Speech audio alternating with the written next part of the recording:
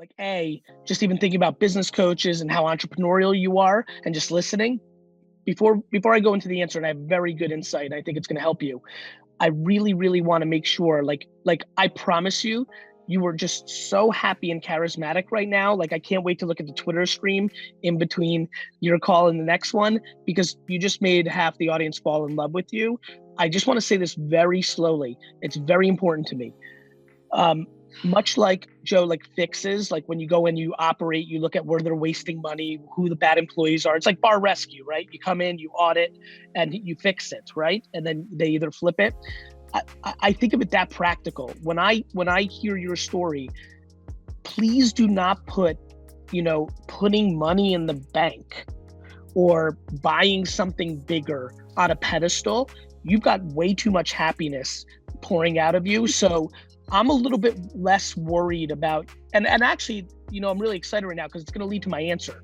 The biggest issue a coach has with the world I live in is subconsciously, even when they're sweet as fucking pie like you are, subconsciously, 99% of their content that they put out on the internet is in the intent of a lead gen to get them to sign up. You've been in subscription business your whole life, right? You had the studio, 250 people, they were paying a monthly fee to go there, right? You're in a coaching framework now, which I'm sure sits in probably a monthly fee or a one-time fee. And what people struggle with is when they're putting out an Instagram, a YouTube, starting a podcast, doing Zooms and Hangouts like this, practically you understand that it is putting yourself out there and putting out good information. The big reason I've been able to ascend to a different level than the far majority of people that look like me is because I have zero intent to get $1 from you. And that's the end, right? You have 2 children, I do as well. That's called unconditional love. As much as we love our friends, as much as we love our best friends that we've known since 3rd grade, we would cut those people for our children, right? It's just the way it is. In that, because you do love that friend that you've had since 3rd grade, you do love that first cousin, you do love other people. In that little delta of your children versus everybody else is the magic. And that is the small variance that I need you to understand the following, that you need to produce unlimited content and unlimited access. Let people go on Zoom with you. It holds 100 people. You just talk, you just shoot the shit. If you get to a place mentally where you could do a 1 or 2 hour Facebook Live or Zoom or Hangout and have 0 mentions of your coaching, 0, you will be stunned by how much that leads to actual coaching. I love that. I can commit to that. I have I don't feel any resistance or reservations to that.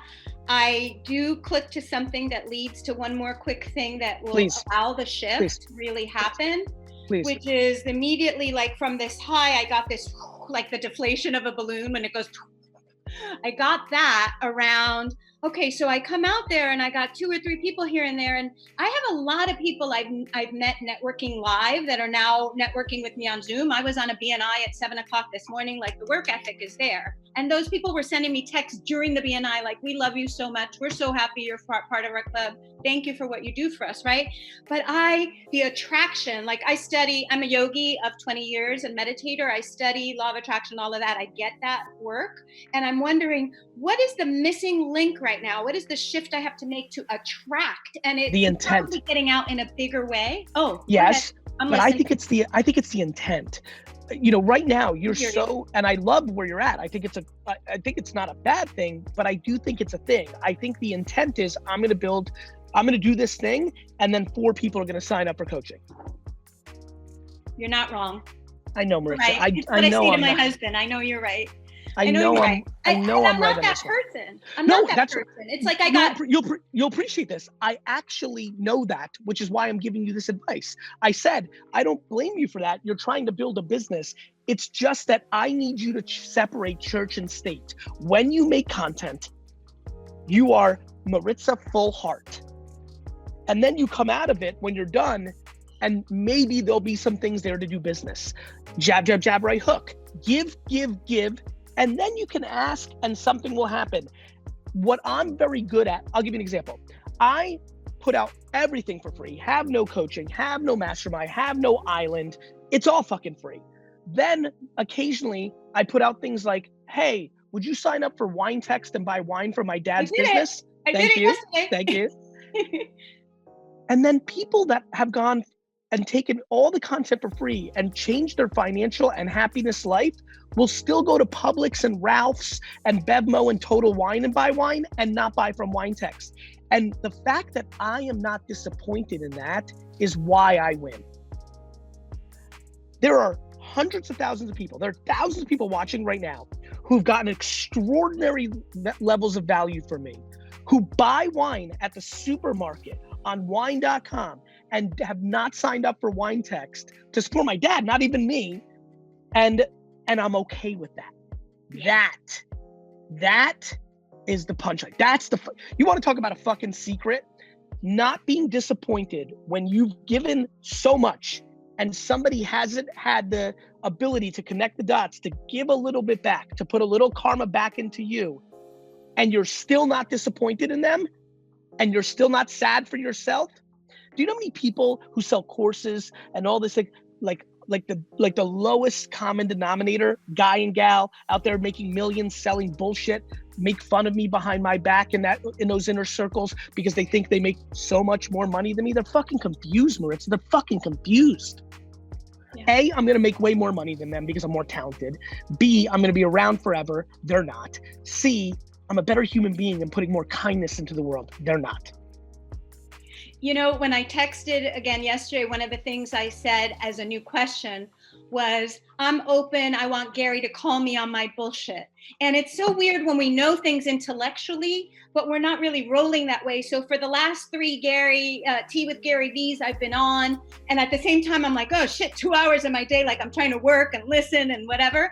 But my point is this, I know for sure because I wrote a blog, and I don't write blogs regularly, I'm gonna get on it, but I wrote Radical Generosity. I know the keys to happiness, and the first one of them is radical generosity. And I mean radical, and yet I'm not practicing it. I show people how to show up authentically. I am authentic, it's who I am, right? But I say I do it so they lead with heart. Like my heart is freaking open. I see it. I see it. I'm not showing it enough, and I'm not saying, Maritza, come, let me support and guide you. Yeah. Also, it's about expectations. Yeah. I don't have the expectation for anybody to do anything in return for something. I don't give. Giving is giving. And right now in coaching land, I see a lot of sweet people manipulating. They're half their best selves, because if they leave a little back, they hope the person comes in and pays them $200 a month. Can I just say one little thing, Gary, about my story that just dropped in, and so it feels like I'm compelled to share it? So I had suicidal ideation a lot of times. When Joe and I first got married, there was a major betrayal. He had a serious addictive problem and hid it from me for all the years we dated, and it hit us, and he left me a Dear John note. First year of marriage, lease is up. I called the building management and I said, listen, I have a personal problem, crying, right? And I said, how do I renew my lease? They said, honey, your lease was up yesterday. You got to be out in 2 days. Picked up the phone and called the Licamellis, best friends, called my parents, packed the boxes. He said, I can't tell you where I am because I'm in deep shit and I don't want you to be in trouble. Like these kind of things happened in 2008.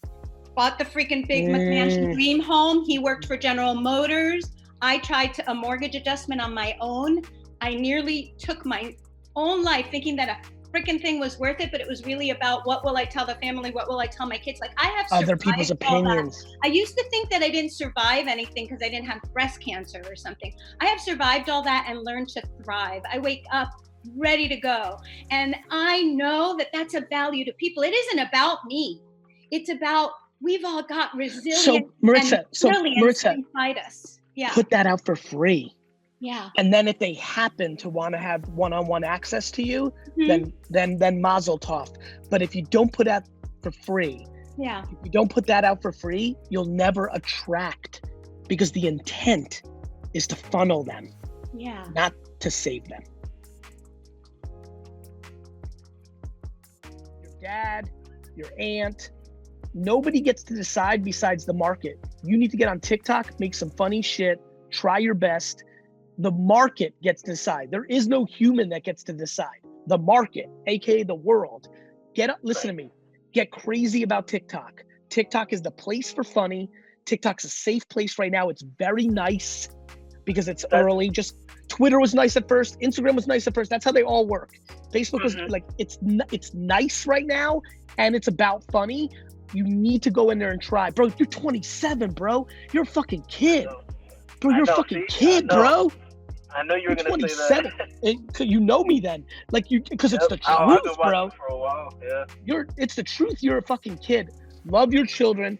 Make them feel the opposite of what your dad made you feel. They'll learn that was your story, and they're gonna be grateful for what you did for them. And then that's one chapter. And then on the other side, go make funny shit. And when your friend or your uncle or somebody says, "What the fuck are you wasting your time for?" You look them dead in the face and you tell them, "You worry about you. You worry about you. Fuck you. You worry about you." Right. Word. Like every time somebody's come at me hard, growing up or in life, or like, "Why are you doing this?" I go right at them like a fucking gangster. I'm like, "Why are you drinking at night when nobody's paying attention?" You know, like, come at them. Listen, you know what I mean? Fuck them. Go into a cocoon. You've heard me say that if you know who I am. Get quiet. Love your kids. Make them feel they can do anything in the world. But don't be delusional. Don't tell them they can dunk if they're only gonna be 5'7". You know what I mean? You know? Yeah, no, they should be tall. I'm 6'2", so I'm pretty sure. I'm going macro, bro. Not literally though. But nonetheless, listen to me. Build self-esteem in them, which is unfortunately not what you were fortunate in getting, and then go make funny shit on TikTok. That is the fucking prescription that I'm giving you, Robert. Yeah, you're right. I actually do. I have a TikTok account, and I made a few videos. I'm proud of you. Let's go. Those are the most organic views, man. I've made some weird, dumb videos, and I'm like, how did I get over 600 views on that? But on this, I didn't get anything. Listen to me. Don't think for 6 months. No thinking. No valuing how many views, how many followers. No numbers, no thinking. Make. Every little awesome creative thing running through your beautiful brain, make. Got it? Okay. So my business is like, I design and I sell women's athleisure apparel. And so I rebranded at the end of last year, and I used to just be like a regular e-com store. And so now I do limited edition releases. So the concept, it allows me to be able to design and be Let me ask you a question. Can you afford to do a drop where you give the profits to, nurses and doctors? I don't think I can afford to do some of it. Yeah. I would design something right now that incorporates, like, maybe, like the I guess the Red Cross, incorporates that whole movement. I bet you that could be some sort of viral moment and could really build awareness for you. You survive your overhead and rent and all that. You feel amazing because you've given a donation to your local hospital, right? Because even if it's $500, you buy $500 worth of masks and you donate. Giving is what you can afford to give. I used to give $9, and now I don't. I give more. It changes. And it's also a thing that can build brand for you because people are appreciative that you're stepping up, which then may lead to business when we get out of here. So that might be a model to think about, especially if you made the athleisure design as a pre-sale limited edition drop that incorporated what's going on right now. Maybe masks in it, maybe that, you see where I'm going? Yeah, that's awesome. That's like such a dope idea. And that's like kind of what I was looking for, something to like, get behind without it being insensitive. That's what Tea with Garyvee is fucking all about. It's fucking awesome.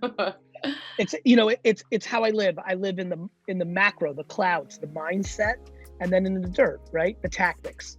I play back and forth. Some of this stuff, as you've been watching, is for people here.